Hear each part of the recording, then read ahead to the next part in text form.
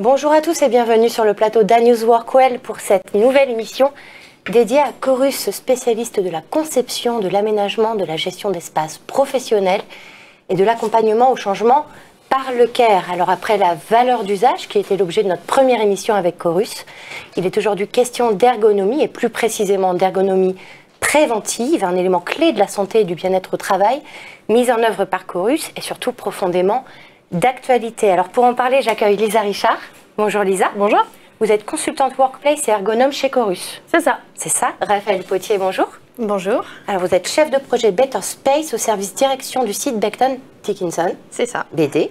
Et Pascal Maire, bonjour Pascal. Bonjour. Vous êtes directeur immobilier, parcours client, collaborateur et mutualisme au Crédit Agricole Alsace-Vosges. Tout à fait. Voilà, très bien. Vous allez nous parler d'ailleurs tous les deux de votre expérience avec Chorus en matière d'ergonomie. Voilà, donc je me tourne vers Lisa. Pour commencer, votre rôle, votre mission chez Chorus en tant qu'ergonome. Donc moi, je suis consultante workplace et donc ergonome au sein du groupe Chorus. Donc mes missions, c'est de la gestion de projet, bien évidemment intégrer donc tous les aspects ergonomie dans nos projets. Et j'ai également une part de développement R&D, recherche et développement, sur notamment un outil qu'on a développé dans le cadre de notre vision ergonomie dans les projets, que je pourrais vous parler Voilà, plus on tard. y reviendra. Et justement, l'ergonomie, on en parle beaucoup. Souvent, on voit l'ergonomie sous un aspect matériel, équipement ergonomique. Mais c'est pas que ça, l'ergonomie. Sous quel prisme Chorus traite cette dimension dans l'environnement de travail ? Alors déjà, il faut savoir qu'on est parti d'un postulat de base, qui est que nous sommes passés d'une ergonomie d'adaptation, on va dire, à une ergonomie de construction. Donc de base, les ergonomes étaient appelés dans une entreprise pour résoudre des problématiques. Voilà, on mettait en avant certaines problématiques dans une entreprise. Les ergonomes venaient sur le terrain, analyser les situations de travail et proposer des adaptations. Donc là, on est plus dans une optique d'intégrer des ergonomes en amont, donc directement dans les projets de conception pour, dès le départ, en fait, concevoir des aménagements qui prennent en compte les bons usages, les bons besoins des collaborateurs, les aspects santé, bien-être, pour éviter, en fait, toute problématique derrière. D'accord. Donc un postulat de base, très important. Et ensuite, comment ça se traduit en termes de projet ? La vision, c'est déjà d'optimiser, on va dire, le projet de réaménagement, vraiment en replaçant l'humain au cœur des réflexions, des transformations, par l'accompagnement, mais donc aussi vraiment en apportant des éléments sur ses usages, ses caractéristiques métiers, tous les profils d'activité, comment ils fonctionnent, etc., pour en fait concevoir un aménagement qui réponde vraiment le mieux aux besoins, éviter les aménagements qui puissent être, on va dire, non efficaces et fonctionnels pour les collaborateurs. Et enfin, de prendre en compte quand même les aspects santé, bien-être dans les projets. Voilà, ce qui se rapporte un peu la notion de CARE, l'éthique du CARE qui est vraiment importante pour nous dans nos projets. Tout à fait. Alors Pascal, je le rappelle, vous êtes directeur immobilier, parcours client, collaborateur et mutualisme au Crédit Agricole Alsace-Vosges. Dans quel contexte vous avez finalement réfléchi à l'ergonomie au sein de vos locaux ? Quels étaient vos objectifs finalement ? Alors nous, on a étudié en fait ce sujet de l'ergonomie au travers en fait de la construction d'un nouveau siège. Une construction qui va durer à peu près 3 à 4 ans. Et pendant cette phase de construction, on a dû déménager sur un site provisoire. Et là, on a fait appel à Chorus pour nous aider à aménager ce site provisoire, aussi bien sur la partie aménagement et des espaces, mais aussi les travaux à réaliser. Donc, je rejoins ce que dit Lisa. L'important pour nous était plus de faire un projet de transformation qui met l'humain au cœur de cette transformation plutôt qu'un projet technique, et c'est ce qu'on a voulu faire. Absolument, je crois à peu près. C'est pas du tout le même contexte. Raphaël, je le rappelle, vous êtes chef de projet Better Space chez BD.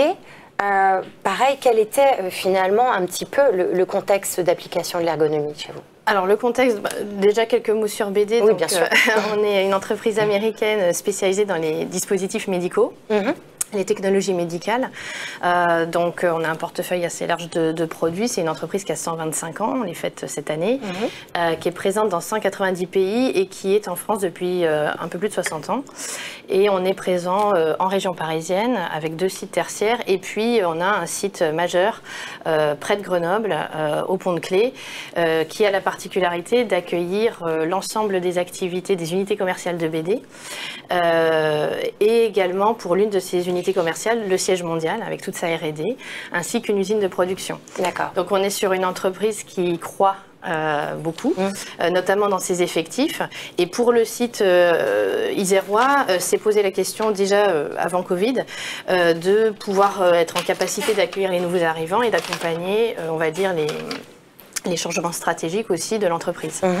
Donc on a commencé, c'est vrai, à avoir un projet de faire évoluer ce site avec l'objectif d'abord de 13 mètres carrés, de trouver de la place et puis d'accueillir d'une meilleure façon les collaborateurs. Et puis assez vite, en fait, alors la Covid est arrivée, ça a bouleversé aussi un petit peu les habitudes de travail.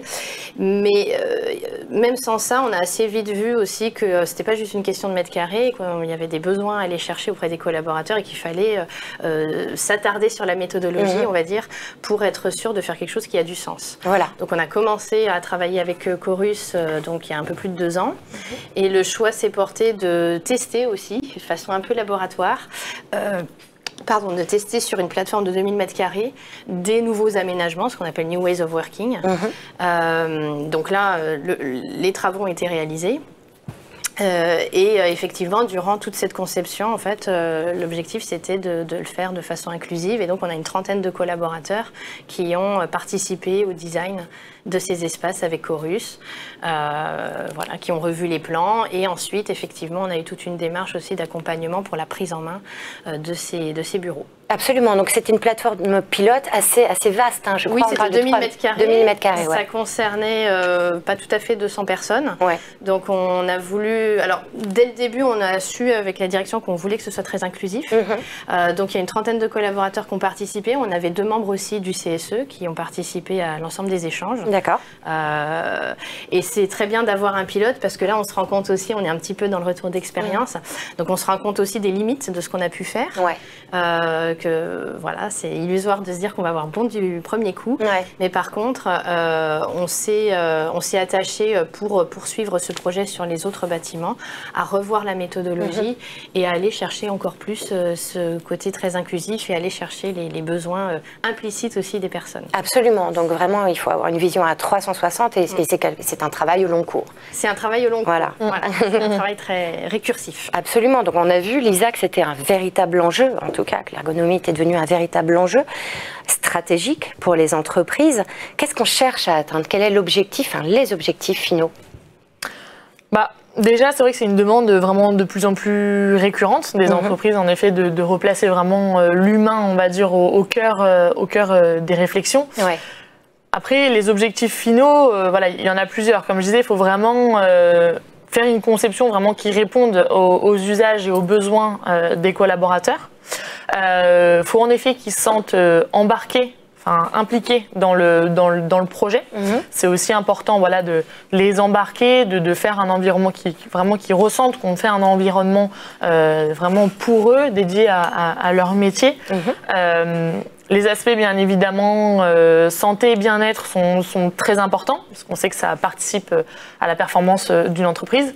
Donc voilà, il y a ces différents points qui sont très, très importants. D'accord, je pense que Pascal, vous allez illustrer tout ça. Quels étaient les objectifs d'accompagnement Chorus, donc au Crédit Agricole, et quelle a été la méthodologie concrètement que vous avez utilisée? Alors nous, l'objectif qu'on visait, c'était en fait déjà améliorer la collaboration, la communication. C'est vraiment un projet de transformation d'entreprise avant d'être un projet technique. Après, on souhaitait aussi avoir des espaces qui soient modulaires, et on a demandé à Chorus de nous aider dans ce sens-là, sachant qu'on avait une double problématique. On passait d'un siège de 10 000 m² à un site transitoire de 4000. Il fallait faire rentrer le pied dans la chaussure, et avec une contrainte de temps forte, parce qu'on avait moins d'1 an pour réaliser ce projet et moins de 4 mois pour réaliser les travaux. Donc Chorus nous a aidé à porter cette méthodologie qui s'est réalisée en 4 temps. On a une phase d'embarquement où en fait on a écouté les besoins collaborateurs, et puis au travers de questionnaires notamment, pour voir quelles étaient leurs habitudes, et notamment hors professionnel, de transport, de restauration. La deuxième étape, ça a été la co-construction des espaces, donc au travers de ce qu'on appelle un macro-zoning ou un micro-zoning, qui s'est fait au travers d'ambassadeurs, des représentants des collaborateurs et de leurs responsables d'unité. Une troisième étape où on a travaillé la conduite du changement avec Chorus, au travers de différents ateliers, où on a travaillé comment je manage dans des espaces ouverts. Il faut savoir qu'on passait de plutôt bureaux individuels de 2 à 3 collaborateurs à des espaces ouverts. C'est un choix que nous avons fait. Nous avons divisé par 10 les bureaux individuels. On a moins de 10 bureaux individuels maintenant sur nos espaces. Donc il a fallu travailler la conduite du changement, l'ergonomie, mais aussi toutes les règles de vie. Parce qu'il ne suffit pas de définir des aménagements, il faut encore les utiliser à bon escient, et l'usage est très important. Et là, en tout cas, Lisa nous a aidé à définir ces règles de vie et la partie ergonome. Et puis enfin, la dernière phase, c'est celle qu'on vit en ce moment. On a déménagé début juillet. C'est la phase que moi j'appellerais de pérennisation. C'est comment on ancre tous les principes qu'on a édictés dans la pratique. Et je dirais que là, ça ne se passe pas trop mal, mais il faut un peu de temps pour que en fait, toutes ces pratiques puissent se matérialiser dans le concret. Donc on y reviendra tout à l'heure un petit peu sur les bénéfices justement de cette méthodologie, puisque c'était le 4 juillet, vous expliquez voilà, que le déménagement a eu lieu. Voilà, on est au mois de septembre, je pense qu'on a déjà un petit recul, en tout cas, à court terme. Et pareil, Raphaël, donc la vision de l'ergonomie, je crois, en tout cas chez BD, c'est une question prépondérante depuis longtemps. Quelle a été votre stratégie concrète également déployée ? Alors effectivement, pour revenir sur l'ergonomie au sens large, BD étant une entreprise qui fabrique des dispositifs médicaux, qui travaille pour le soin des patients et des soignants aussi, accompagner les patients et les soignants sur les différentes étapes d'administration du médicament, du diagnostic, de la recherche médicale, et c'est aussi dans les gènes, un petit peu de s'intéresser à nos collaborateurs. Comme je vous le disais, on a une usine de production, donc l'ergonomie dont parlait Lisa tout à l'heure, on a une ergonome depuis très longtemps sur le site, un service hygiène, sécurité, environnement. Donc quand on a une usine, on a aussi d'abord travaillé sur l'ergonomie, on va dire au poste de travail, sur les machines. Et puis après, effectivement, sur le bureau en lui-même. Maintenant, c'est vrai que l'enjeu de l'ergonomie, il prend plus que le côté matériel, mais il y a aussi l'environnement et se sentir bien. Et c'est vrai qu'en plus, post-Covid, je pense, il y a des nouveaux enjeux qui sont apparus, parce que finalement, on concurrence un petit peu aussi le domicile. Il faut donner aussi aux gens envie de revenir.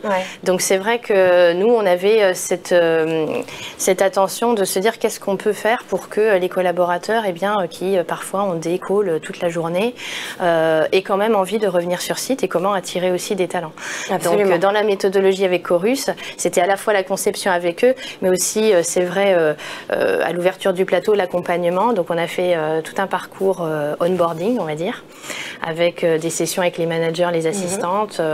Il y a un jeu aussi qui s'appelle le Workplace, qui permettait de jouer le Workplace Game, qui permet de se projeter pour les managers, pour savoir aussi comment je vais accompagner mes collaborateurs au quotidien pour qu'ils se sentent bien, et comment moi je vais me sentir bien aussi, parce que c'est pas facile de manager dans des nouveaux espaces quand on n'a plus vraiment son bureau tout seul. Et puis après, voilà, il y a eu des journées découvertes pour les collaborateurs. Et puis là, on a mis des outils en place aussi pour recueillir le retour d'expérience. Et là, on est pleinement dans cette phase, et on imagine déjà les évolutions de ce qu'on a pu mettre en place. Absolument. Alors, on l'a compris, donc l'ergonomie, c'est quelque chose de fondamental donc, dans les stratégies des entreprises. Pour illustrer tout ça, je vous propose de regarder une petite vidéo à la rencontre d'Emma, un mannequin créé à la suite d'une étude sur l'évolution de la santé des employés de bureau dans 20 ans. People around the world have got access to more doctors, more health education than they ever have. And yet, in many developed nations, we're getting sicker than ever. The Work Colleague of the Future report, commissioned by Fellows, shows that actually one of the biggest reasons for this is the office. We've created a representation of the Work Colleague of the Future. We're calling Emma. What we've actually identified are danger areas around the office. The biggest culprit is increasingly the chair. In France, the worker spends half of their waking lives sitting down at a desk. And unless we do something about it, it's going to change our entire appearance. Emma has a permanently bent back now because of the way she's been sitting at her workstation. The muscles in her legs are much weaker. She has varicose veins because of blood flow, which is not as good as it was. Her eyes are redder, again because of the quality of the air. She has more nose hair, more ear hair, she has a swollen nose. She's much more stressed, so therefore we'll see the stress-related eczema on her arms. And also Emma has kind of a sallow skin because she's been in artificial light for so many years. Workplace well-being and our sedentary lifestyles are having a major negative impact. If we're going to do anything about it, employers and employees both need to take some responsibility. We need to spend less time staring at a screen. We need to take more regular breaks. We need to get up. We need to do less of what I'm doing now and more walking around. Employers can do a lot more in the workplace. If they can design buildings so that there are actually more spaces for people to take breaks in, if there are different types of desks, different types of workstations. We need to encourage more walk and talk meetings, but if we keep doing the same things, we could have problems as bad in the workplace as we thought we'd left behind in the last industrial revolution. It's too late for Emma. A lot of the problems she has are permanent, but employees who are working now can do a lot to improve their lives.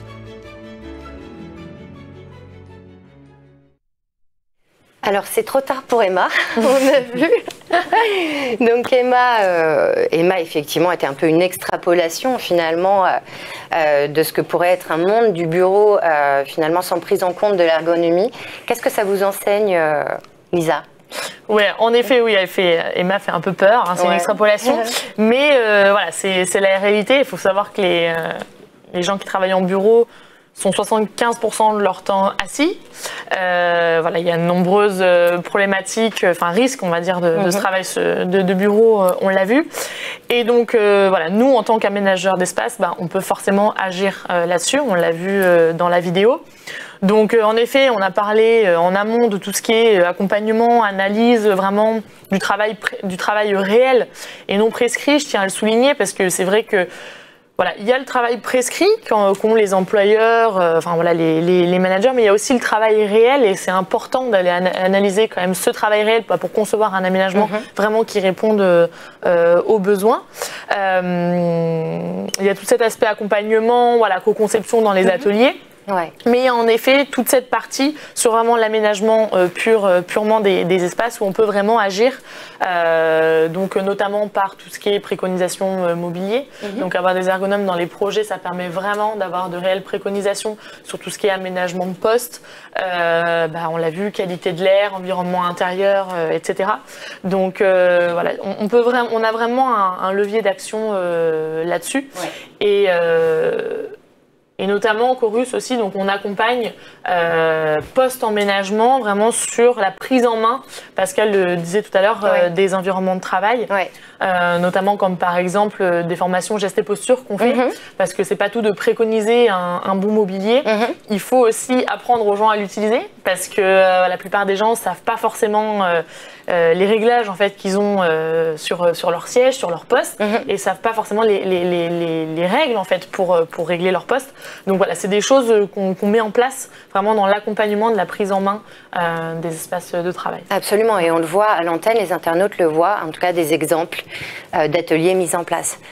Pascal, on en parlait tout à l'heure, les bénéfices de la méthodologie que vous avez mise en place, quels sont-ils aujourd'hui, justement au mois de septembre, après le déménagement? Alors déjà, la première réussite, on peut constater que le déménagement a été fait en temps et en heure, hein, parce que c'est un vrai challenge de pouvoir faire ça en 12 mois et déménager 10 000 en 4 000 mètres carrés dans les temps et les délais. Donc le 4 juillet au matin, toutes les équipes étaient sur place et c'est une vraie satisfaction. Le deuxième ressenti, on peut dire qu'il est positif. On voit que les collaborateurs commencent à s'approprier les espaces, commencent à changer leurs habitudes. Hein. On était sur des espaces fermés, comme je vous le disais, avec peu d'espaces de convivialité. On a créé des espaces de convivialité. On a créé une place du village dans l'espace le plus noble, au 8e étage, où on a mis un espace de restauration, les machines à café, tous les fonctions support qui permettent de créer de l'interactivité. Donc on voit que ça commence déjà un peu à marcher. Et puis on voit que les utilisateurs apprécient aussi l'environnement mobilier et technologique, hein. On a mis des nouveaux bureaux qui sont parfaitement adaptés aux nouvelles conditions de travail. On a mis des écrans 34 pouces, donc ça veut dire que on a des écrans larges qui sont très qualitativement, qui sont très qualitatifs, pardon, et qui permettent une meilleure appréciation du travail sur écran. Des souris sans fil, des écrans sans fil, et puis une multitude aussi de salles. Et là, sur le conseil de Chorus, une multitude de salles à disposition, les collaborateurs étant équipés à 100% de mobiles, hein, de PC portables, peuvent utiliser des salles de 1 à 30 personnes, et il y en a à peu près 70 dans 4000 m². Donc c'est un vrai challenge qu'on a réussi avec Chorus, de mettre 400 collaborateurs de 10 000 dans 4000, et en même temps de passer de 15 salles de réunion à 70 salles, tout en créant des espaces de convivialité aux alentours. Donc une première vraie réussite. Ouais. La suite, c'est le bilan qu'on fera d'ici fin d'année, parce qu'il faut quand même avoir à peu près 6 mois d'expérience. Les 2 mois d'été ne sont pas suffisamment significatifs. Et on fera de nouveau une enquête auprès de nos collaborateurs pour voir quels sont les points que l'on doit améliorer. Et comme je vous disais tout à l'heure, on est sur un site provisoire qui est un pilote, comme le disait Raphaël, qui doit nous permettre en fait de faire encore mieux pour le site. Et puis de transposer la méthodologie que vous avez actuellement justement sur le futur site. Absolument. Tout à fait. Raphaël, également les bénéfices constatés sur la plateforme pilote. Est-ce que vous avez envisagé des points d'amélioration aussi? Parce qu'on disait tout à l'heure, c'est un travail à long terme qui ne s'arrête jamais vraiment. Et est-ce que ça a soulevé des projets en la matière? Alors déjà, comme c'était un pilote, il y a le projet de faire évoluer le reste du site, donc c'était vraiment important d'avoir cette plateforme test. Alors quand même des retours, déjà on va dire plus de sourires lorsqu'ils ont découvert leurs espaces de travail, parce qu'on était dans un bâtiment qui était assez cloisonné avant. Il y avait déjà des open space, mais qui étaient quand même assez cloisonnés, qui étaient pourtant vitrés. Là, le fait d'ouvrir vraiment, les gens nous ont dit, mais on ne pensait pas qu'il y avait autant de place, et puis ils sont en pleine lumière, donc lumière naturelle. Donc ça, c'est vraiment un bénéfice direct qu'ils ont pu tout de suite ressentir. Après, on a des signes positifs aussi de personnes qui disent qu'ils interagissent plus entre départements, parce que forcément, ils se voient. Après, effectivement, on a aussi, on a déjà fait un grand pas, mais on voit aussi qu'il faut qu'on aille plus loin. Justement, je reprends ce qui était écrit, ce que disait le monsieur dans le petit film, qui disait, voilà, il faut travailler les espaces, le bureau en lui-même. C'est vrai que là, je pense qu'il faut encore qu'on travaille sur le bureau en lui-même, parce qu'on n'a pas tous la même façon d'habiter le bureau et la taille du bureau, son équipement. Il faut peut-être qu'on aille plus dans le détail là-dessus. Après, on a aussi beaucoup d'espaces collaboratifs assez nouveaux, un peu en format reine, etc., qui conviennent aussi quand on fait des réunions à distance avec d'autres équipes qui sont à l'international. Donc voilà, on va dire plutôt l'esthétique, bien évidemment, a plu, mais des points d'amélioration qu'on a réussi à capter par ça. Et puis, on a déjà fait évoluer aussi notre méthodologie pour aller à la rencontre de tous les autres collaborateurs des autres bâtiments. Puisqu'on n'a pas réutilisé exactement la méthodologie Cascan, enfin le questionnaire. Voilà, on a fait plutôt des interviews un peu innovantes, on va dire, où on a demandé aux gens de rapporter des objets, de parler d'eux, pour pouvoir capter en fait vraiment le besoin implicite, c'est-à-dire de quoi les gens ont besoin pour se sentir bien. Et voilà, on a des mots comme la bienveillance, l'esprit d'équipe, la communication informelle qui manque beaucoup avec le télétravail.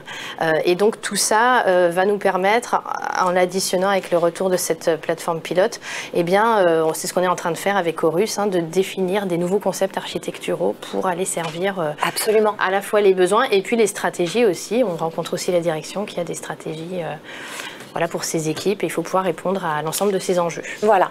Et je crois aussi que ça vous a amené à réfléchir à une nouvelle façon d'exploiter les bâtiments. C'est vrai, parce qu'en fait, quand on a un bâtiment entièrement refait, avec une autre façon de l'habiter, des espaces très différents, très ouverts, on se rend compte qu'on a peut-être aussi besoin de repenser notre façon d'exploiter. Alors nous, on est dans une grande société, donc souvent, quand on a des problèmes, on fait des tickets pour avoir un dépannage ou pour demander à ce qu'on nous installe un écran, etc. Et là, l'idée, c'est aussi d'humaniser l'exploitation et de faire que les décisions ne se prennent plus une personne a un besoin, on y répond, mais de garder toujours un petit peu la cohérence du plateau et puis qu'est-ce qui fait du sens pour tout le monde. Donc là, on teste une nouvelle façon d'exploiter avec un steward sur le plateau que les gens connaissent très bien, vers qui ils vont pour faire part de leurs demandes et qui garde avec l'équipe projet toujours un lien, la cohérence du plateau et essaye de faire des choses qui font du sens pour la majorité. Absolument. Ok, très bien. Donc on l'aura compris, hein, l'ergonomie, en tout cas telle qu'on l'a définie, telle qu'on l'a illustrée, c'est repositionner donc, en tout cas l'usage et l'usager au cœur des démarches. En parlant de fonctionnalité, de bien-être, de santé et la performance au centre des réflexions. Alors je me tourne vers Marie-Christine. Donc suite à vos éclairages, il est peut-être temps d'avoir nos petites questions de la part de nos internautes. Bonjour à toutes et à tous et merci pour ces échanges. Bonjour Stéphanie. Alors oui, nous avons des questions. Peut-être une question pour Lisa.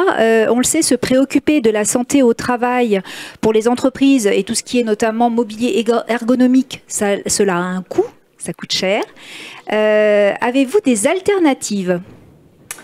Oui, alors c'est vrai que voilà, tout ce qui est par exemple bureau électrique réglable en hauteur, quand on a un plateau avec plus de 300 collaborateurs par exemple, ça peut coûter cher. C'est compliqué d'équiper l'ensemble des collaborateurs avec ce genre d'installation.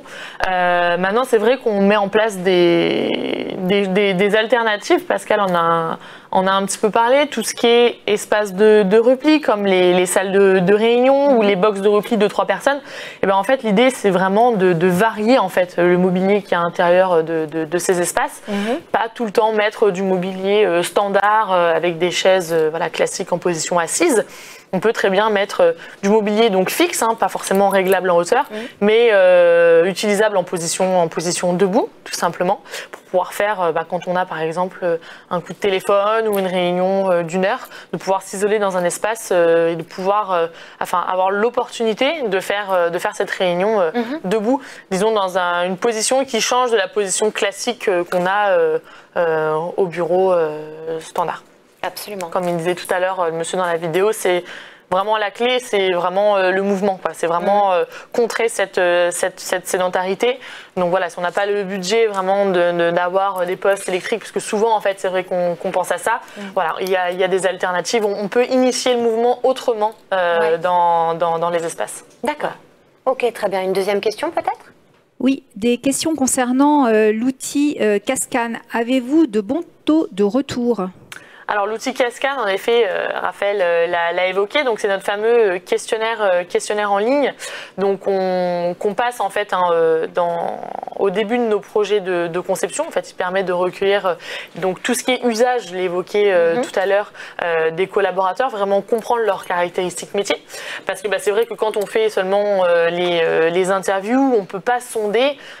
Dans les gros projets, on peut pas aller questionner, sonder tout le monde. Donc en fait, on a, c'est ce que je disais tout à l'heure, le travail en fait prescrit, mais on n'a peut-être pas le travail réel. Donc via le questionnaire qu'on a appelé Cascan, on peut vraiment aller sonder 100% des collaborateurs et donc avoir la vision, donc les usages et également le niveau de satisfaction quant à leur environnement de travail actuel sur ça. Donc on a en effet des bons taux de retour. On est souvent aux alentours de 70%. D'accord. J'ai eu peut-être un cas où on a eu 67 ou 68, mais sinon on est toujours au-delà des 70%.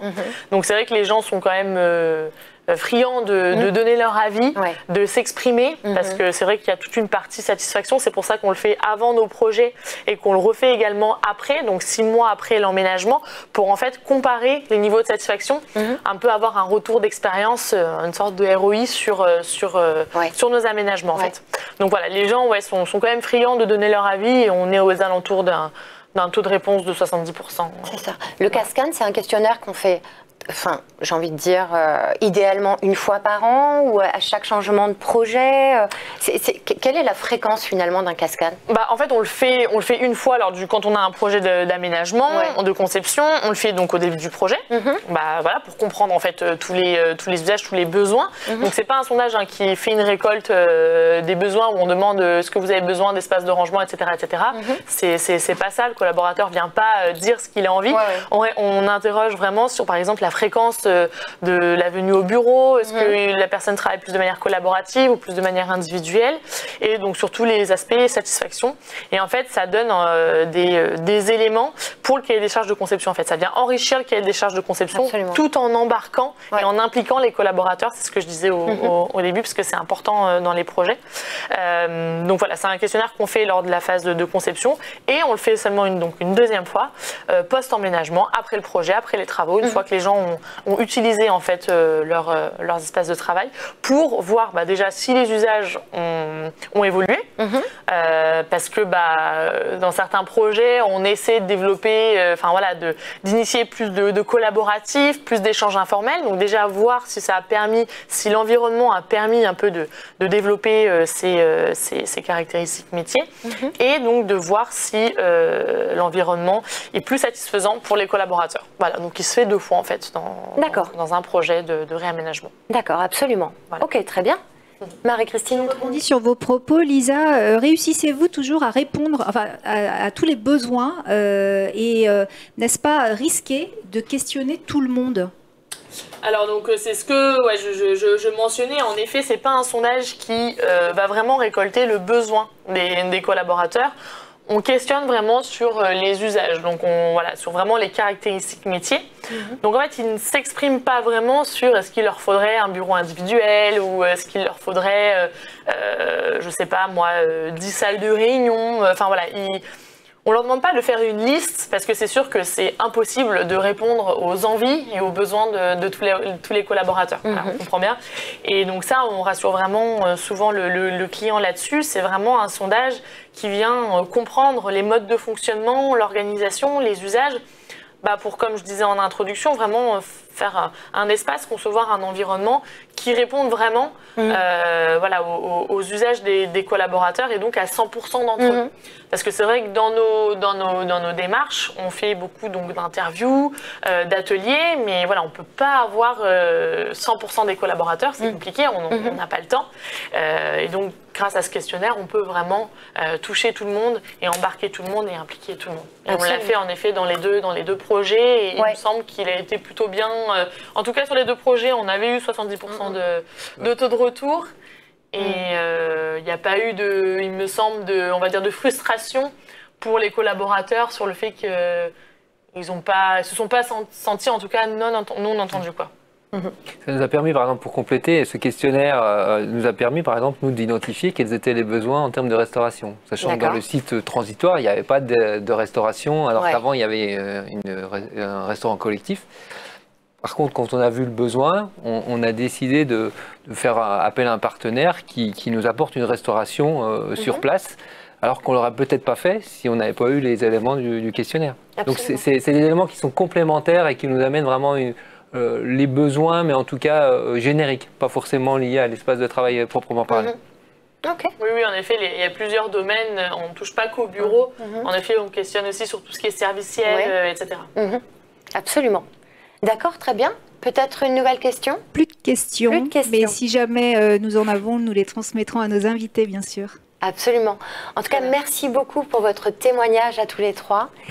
Et on se retrouve bientôt pour une nouvelle émission Chorus. Et voilà, je vous souhaite une très très bonne journée. Merci beaucoup de nous avoir suivis. Merci.